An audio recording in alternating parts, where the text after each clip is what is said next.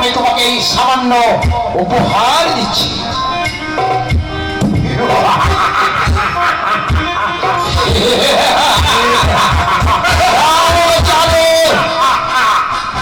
নর্তকীকে নিয়ে ভিতরে যাও।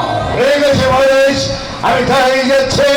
আপনি বেশি দায়িত্বকে পাঠিয়ে দেন এই কৃষ্ণকে নিধন করতে। ভগবান ছাড়ে এই বেশি দায়িত্ব কৃষ্ণকে নিধন করতে পারবে। মহারাজ মহারাজ, আমাদের রাক্ষণ বংশ এইখানে ধ্বংস হয়ে যাবে। দ্বিতীয়বারও কথা উচ্চারণ করে তোর ঘাড় থেকে মাথাটা আমি নামিয়ে দেব। আমি রাজা ধীরজ মহারাজ কংস এই পৃথিবী থেকে মুছে দেব ব্রহ্মা বিষ্ণু নারায়ণের নাম।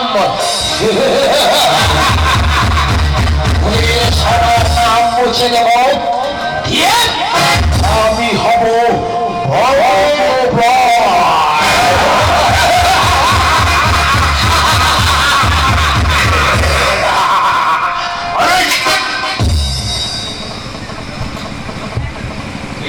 যাও যাও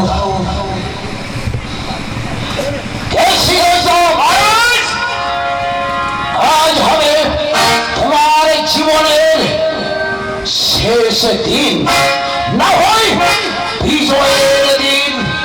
তুমি আমার ওই পরম শত্রু কৃষ্ণকে জীবিত অথবা মৃত যদি আমার সম্মুখে আনতে পারো, তাহলে আমি তোমাকে প্রধান সেনাপতির পদে প্রতিষ্ঠিত করব। কথাটা মনে রেখো।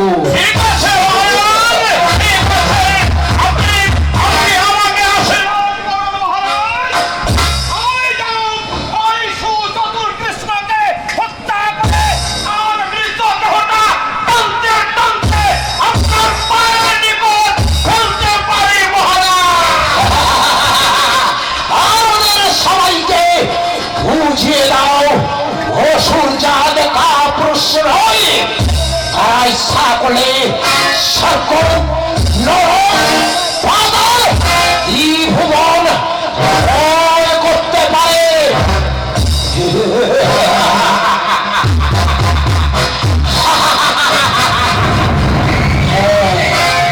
আর একটা কথা সবাইকে জানিয়ে দিও, এই মথুরা রাজ্যে কেউ যদি কখনো কৃষ্ণ নাম করে তার হবে শোচনীয় মৃত্যু।